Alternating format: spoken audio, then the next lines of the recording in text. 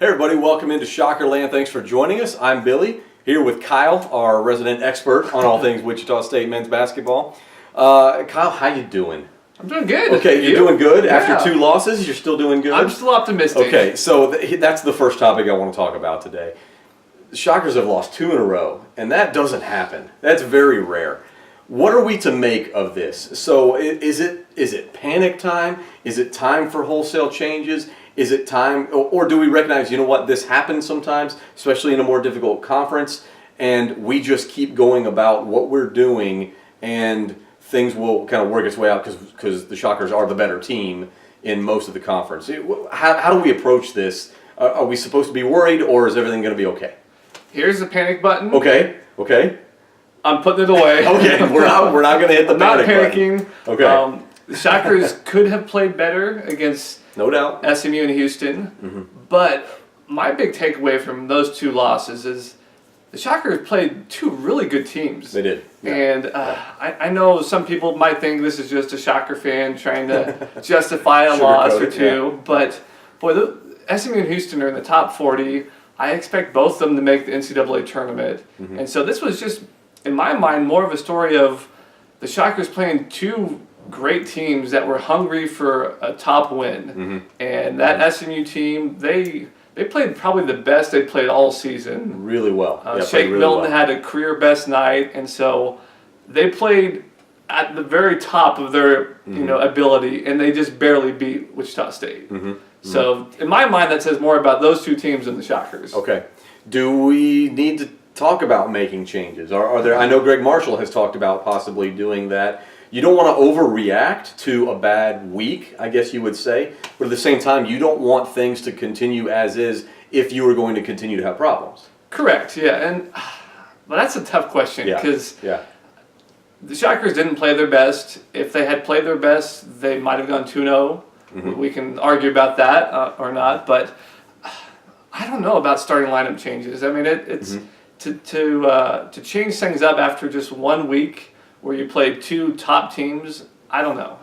I probably wouldn't, but so in my opinion, I think that who starts, who's on the court when they do the opening jump ball is not as important as it used to be. It's a little overrated because you can mix in players, quite a bit, and it's good to have a deep rotation where the Shockers play 7, 8, 9 guys, and it doesn't matter who started because at the end you look at the box score and Willis sometimes has just as many minutes as Shaq Morris.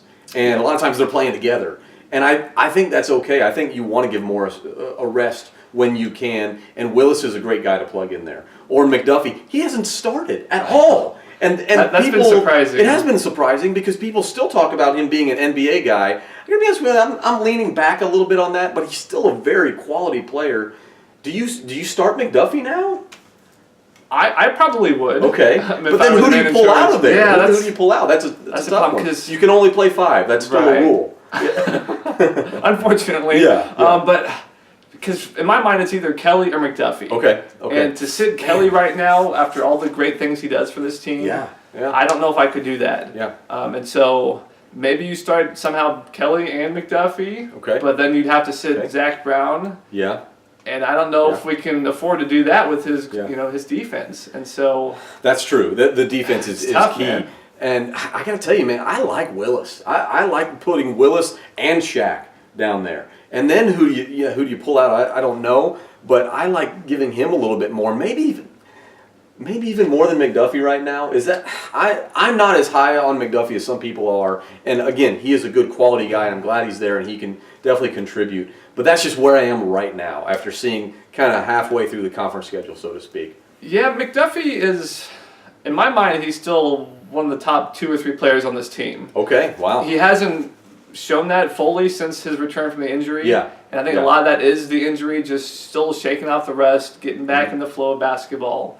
And so we've seen flashes of brilliance from him since his return, but not the level of consistency that we thought and we were hoping for. At some point, you're going to have to start holding McDuffie accountable for the potential. It has to be more than potential. And I'm not saying even saying he's been a disappointment, so to speak. No. But I do think at some point, if you're going to be top 2, top 3 player on the team, you need to maybe be doing a little bit better than what we've seen so far. And I think he has it in him. Still, I don't know, maybe he's not 100% yet still from the injury. Who knows? But he can. I think there's something more there. We just haven't seen it yet. I agree with that, and I think it'll come. Yeah. And maybe you talked about changing the starting lineup. Maybe we do put McDuffie in that lineup. Okay. Not necessarily because he's deserved it, but maybe as sort of a way to fire him up. Okay. And sort of he can feel like he's back in his old spot. Yeah. And because a lot of the starting lineup is all mental. It is. You mentioned it's kind of overrated in today's game, but if you can find someone where that provides a spark for them. Psychologically, then maybe you go for it. I could see Greg Marshall doing that, shifting the lineup, but not changing the minutes played at all. Yeah. So you're still getting contribution from a lot of different guys. Reeves still coming in off the bench, Nerger still coming off the bench, and they're still getting the playing time even though they're not starting. And it keeps them engaged. It keeps you depth. So in times like, say, in the Tulsa game when Shaq Morris gets into foul trouble, you've got guys ready to come in who've had that experience. So I like that. I like to see. I think a mix-up on the starting lineup could be fine. May not be a huge change, but it is something on the surface to see. So sure. We're not panicking, right? I'm not. I hope you're not. It was so strange to see how well we played against Houston at home, and then to go down there and see how poorly. That inconsistency bothers me, and I'm a worrier. Can you tell I'm a worrier? So I just don't want to see that continue. Because it's very clear to me Wichita State was still the better team than either of those, but we can still lose to a team that's not as good as us. So that's struggling, but we're still the better team. Still number 17 in the nation. We are, yep. And I think we're better than 17 too. I think that'll climb.